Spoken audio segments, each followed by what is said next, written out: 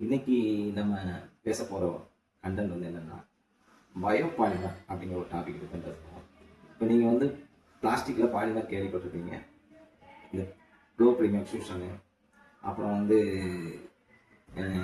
Thermoforming, injection moulding, flow ப்ரீமில் வரக்கூடிய flow moulding machine, இதுக்கு எல்லாத்துக்குமே நம்ம என்ன பண்ணுவோம்னா இந்த பிளாஸ்டிக்கை யூஸ் பண்ணுவாங்க. கேரி பேக்கு, கார்பேஜ் பேக்கு, க்ரோஷர் பேக்கு மேனுஃபேக்சரிங் பண்ணுறதுக்கு, இல்லை கவர்மெண்ட் பேக்ஸ் மேனுஃபேக்சரிங் பண்ணுறது, இது எல்லாத்துக்குமே நம்ம வந்து பிளாஸ்டிக்கை யூஸ் பண்ணி அதை நம்ம வந்து யூஸ் பண்ணி தூர போடும்போது, அதாவது ஒரு முறை உபயோகப்படுத்தி வெளியே போடும்போது அது வந்து நம்ம சுற்றுச்சூழ்நிலைகளை வந்து ரொம்ப ரொம்ப அது கெடுக்குது அப்படிங்கிறது கேள்விப்பட்டிருப்பீங்க. இது கடல், ஆறு, சாக்காடு, டிச்சு எல்லாத்தையும் கரை கிடக்குது. தண்ணீர் போகக்கூடிய இடங்களெல்லாம் அடைக்குது. இந்த அடைக்கிறதுனால நமக்கு ஏற்படக்கூடிய நோய் நொடிகள், கொசு முழக்கம் அதிகமாகுது. இதெல்லாம் தெரிஞ்ச விஷயங்கள் தான்.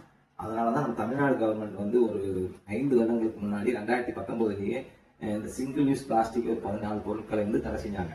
ஆனால் இன்னுமே அது நடைமுறைகளில் தான் இருந்து கொண்டு இருக்கிறது அப்படிங்கிறத உங்களாலையும் பார்க்க முடியுது, எல்லாராலையும் பார்க்க முடியுது. ஸோ ஏன் நம்ம வந்து இந்த சிங்கிள் யூஸ் பிளாஸ்டிக்கை வந்து அழிக்க முடியல அப்படின்னு கேட்டிங்கன்னா, இந்த பிளாஸ்டிக் வந்து ரொம்ப குறைந்த விலையில் நல்ல பயனுள்ள ஒரு பேக்கிங் மெட்டீரியல். அதனால தான் அதை வந்து எல்லாரும் உபயோகப்படுத்தினாங்க. அது அசுரத்தனமாக வளர்ச்சி அடைஞ்சது பிளாஸ்டிக் இண்டஸ்ட்ரீஸ். காரணம் இந்த மாதிரி பொருள் வந்து குறைந்த விலையில பெரிய நம்மளுடைய பேக்கிங் மெட்டீரியல்ஸ் கிடைச்சதுனால அதனால பிளாஸ்டிக் இது மழை தண்ணி, வெயில் எதுவுமே அஃபெக்ட் ஆகாது. ஸோ அப்போ என்னன்னா நம்ம என்ன பண்ணணும், பயோ பிளாஸ்டிக்ங்கிறது எப்படின்னா இந்த பிளாஸ்டிக்கு ஆல்டர்னேட்டிவ் கொடுக்கணுங்கிறதுக்காக உருவாக்கப்பட்ட ஒரு டெக்னாலஜி தான். ஏன் அப்படின்னா பிளாஸ்டிக் வந்து ஒரு நல்ல பொருள், அதை விட சொன்னால் மக்கள் விட முடியாது. அதுக்கு ஆல்டர்னேட்டிவா சேம் குவாலிட்டியில் கொடுக்கணும். அதுக்கு என்ன அர்த்தம், என்ன பண்ணணும் அப்படின்னா பிளாஸ்டிக்கை ஏன் ஒழிக்க சொல்றாங்க அப்படின்னா அதுல வந்து ஃபேக்டரியா சாப்பிட முடியாது. ஒரு 500 வருடம் 1000 வருடங்கள் கூட அது வந்து மக்கள் தன்மை இல்லாமல் இருக்கும். ஸோ அதனாலதான் என்ன பண்றாங்க, பூமிகள்ல எங்க பார்த்தாலும் தோணும் பிளாஸ்டிக் கவர்கள் ஆங்காங்கே தோணும். இது மக்காதனால மழத்தடி நீர் எல்லாமே பூமிக்குள்ள போகாதனால எல்லாரும் என்ன பண்றாங்கன்னா கவர்மெண்ட் எல்லாரும் சேர்ந்து உங்களுக்கு தட்பவெப்பநிலை மாறிக்கொண்டே இருக்குது உலகத்துல. அதனால இந்த world health organisation, world environmental organisation இவங்கெல்லாம் என்ன பண்றாங்கன்னா இந்த சிங்கிள் யூஸ் பிளாஸ்டிக்கை உலகம் முழுவதுமே தடை செய்யப்படணும் அப்படின்னு பற்றி பேசிக்கிட்டு வராங்க.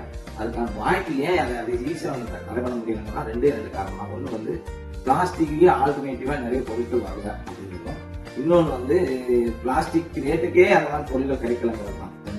ஏன்னு கேட்டீங்கன்னா இது பிளாஸ்டிக் தன்மை உள்ள ஒரு மெட்டீரியலுக்கு நம்ம ட்ரை பண்ணதுனால அந்த பயோடிகிரேடபிள் அப்படிங்கிற மெட்டீரியல் வந்துச்சு. இது வந்து எப்படின்னா பயோடிகிரேடபிள் மெட்டீரியல் எப்படின்னா உங்களுக்கு வந்து இந்த மெட்டீரியல் வந்து கார்ன் ஸ்டார்ஜிலையும் மக்காச்சோளம் துறை, அதாவது காணத மக்காச்சோளம், உருளைக்கிழங்கு, அப்புறம் வந்து சுகர்கேன், கரும்பு சர்க்கரை வந்து எடுக்கக்கூடிய இந்த ஸ்டார்ஜில் வந்து எடுத்து இதுக்கு நிறைய ப்ராசஸ் இருக்கு. இந்த மெட்டீரியலை வந்து இது வரைக்கும் இந்தியாவில் உற்பத்தி பண்ண யாருமே மெட்டீரியலை இந்தியாவில் உற்பத்தி பண்ண முடியல. ஏன்னா இந்த மெட்டீரியல் உற்பத்தி பண்ணணும்னா பல கோடி ரூபாய்கள் இன்வெஸ்ட் பண்ணி இந்த ப்ராசஸ் பண்ணக்கூடிய ஒரு சூழ்நிலை இருக்குது.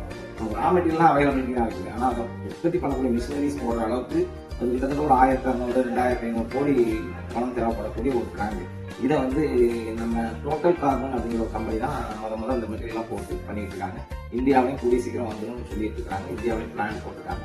இந்தியாவில் வந்து பிஏவே பண்ணல, ஆனால் காம்பவுண்டிங் பண்றாங்க.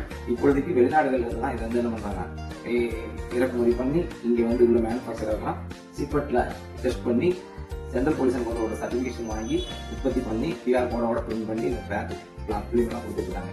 இந்த மேனுஃபேக்சரருக்கு நாங்கள் தான் அந்த மெட்டீரியல்ஸ்லாம் சப்ளை பண்ணோம். இதுதான் ரா மெட்டீரியல்ஸ் இருக்கு. இந்த ரா மெட்டீரியலே நிறைய பிலிம் மேனுஃபேக்சரிங் 3 பேர் இருக்கும். ஒரு பேர்னு சொல்லுவாங்க, இன்னொன்று வந்து செமி டிரான்ஸ்பரண்ட், இன்னொன்று வந்து டிரான்ஸ்பரண்ட் பேராக இருக்கும். இதெல்லாம் நாங்கள் உற்பத்தி பண்ணி கொடுத்துட்டு இருக்கோம். இதை வச்சு தான் நம்ம என்ன பண்றாங்கன்னா கேரி பேக் பண்றாங்க, கார்பேஜ் பேக் பண்றாங்க, ரோஷாரி பேக் பண்றாங்க, கார்மெண்ட்ஸ் பேக் பண்றாங்க, அப்புறம் வந்து ஸ்டெச் கிளீன் பண்றாங்க, ஸ்ட்ரிங் கிளீன் பண்றாங்க. இந்த மாதிரி எல்லாத்துக்குமே ஆல்டர்னேட்டிவ் பயோல கொண்டு வந்தாச்சு. இப்போ இன்ஜெக்ஷன் மோல்டிங் ஏரியான்னு போனீங்கன்னா கட்லரி ஐட்டம் பூரா கொண்டு வந்தாச்சு. அதுக்கடுத்து பார்த்தீங்கன்னா கண்டெய்னர் வைக்கிறாங்க இல்லையா, அந்த ஃபுட் கண்டெய்னர்ஸ், அது லிட்டு எல்லாமே வந்துச்சு. பேப்பர் கப்ல பிளாஸ்டிக் பதில் இந்த பயோ கோட் பண்ணி பேப்பர் கம்போஸ்டபிள் பேப்பர் கப் வந்துருச்சு, கம்போஸ்டபிள் பேப்பர் பிளேட் வந்துருச்சு, கம்போஸ்டபிள் ஸ்ட்ரா வந்துருச்சு, கம்போஸ்டபிள் ஸ்டிரர் வந்துருச்சு, ஸ்பூன், ஃபோர்க், நைஃப், எல்லா ஐட்டமுமே நம்ம வந்து கம்போஸ்டபிள் பண்ண முடியுங்கிறத ப்ரூவ் பண்ணோம். ஏன் 3D பிரிண்ட் பண்ணக்கூடிய பிலமெண்ட் கூட இந்த ரா மெட்டீரியல் தான் நம்ம யூஸ் பண்றாங்க. ஸோ இது நம்ம என்ன பண்றோம்னா இந்த ரா மெட்டீரியல் நாங்கள் வந்து சப்ளை பண்ணிட்டு இருக்கோம். பிஎன்டி பயோடெக்லாம் கிட்டத்தட்ட 14 வருடங்களாக நாங்கள் பிஎன்டி பயோடெக் நிறுவனத்தை நடத்தி கொண்டு வந்துருக்கோம். இந்த இதெல்லாம் வந்து கிடைக்காத பொருள்களை இப்போ நம்ம கொண்டு வந்துருக்கோம். இப்போ நீங்க கரெக்டான நேரம் என்னன்னா, இங்கெல்லாம் வந்து 1 மடங்கு பிளாஸ்டிக் ஒரு 10 ரூபான்னா பயோ பிளாஸ்டிக் வாங்கினா 50 ரூபா செலவாகும். ஆனால் இன்னைக்கு எல்லாம் குறைத்து கொண்டே வந்து இன்னைக்கு வந்து கிட்டத்தட்ட ஒரு 30% வந்து ஒரு 35% 40% வரைக்கும் தான் இப்போ வந்து அதாவது பிரைஸ்னுடைய டிஃபரன்ஸ் இருக்குது. இப்போ பிளாஸ்டிக் வந்து ஒரு 100 ரூபானா பயோ பிளாஸ்டிக் வந்து ஒரு 145 ரூபா அந்த ரேஞ்சில் தான் உங்களுக்கு இருக்கும். அதனால வாங்கி எல்லாருமே பயோக்கு மாறினீங்கன்னா நீங்கள் எளிமையாக நம்மளுடைய சுற்றுப்புறத்தினுடைய மெயின்டைன் பண்ண முடியும். ஏன்னா இதை இந்த பிளாஸ்டிக்கை ஃபேக்டரியாக ஈஸியாக சாப்பிட்டு மக்க வச்சிடும். இந்த மக்க வச்ச பயோமாஸ் உரமாக மாறிடும். இந்த உரம் வந்து நமக்கு செடிகளுக்கு வளர்றதுக்கு வாய்ப்புகள் அதிகமாக. அதனால பூமியில் எந்த ஒரு ரெசிடியும் நமக்கு இருக்காது பிளாஸ்டிக். இப்போ இந்த பிளாஸ்டிக்கை உபயோகப்படுத்தாமல் விட்டீங்கன்னா உங்களுக்கு உப்புல வரக்கூடிய அந்த மைக்ரோ பிளாஸ்டிக் எல்லாம் தவிர்க்கப்படலாம்.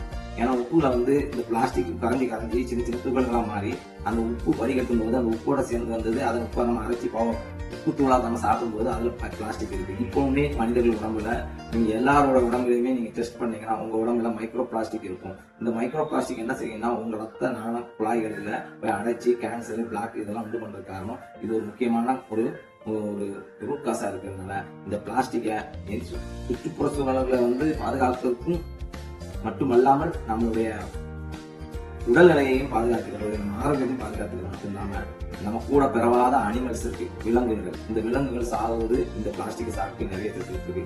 இவன் யானைகள் முதற்கொண்டு சாகுது காடுகள்ல.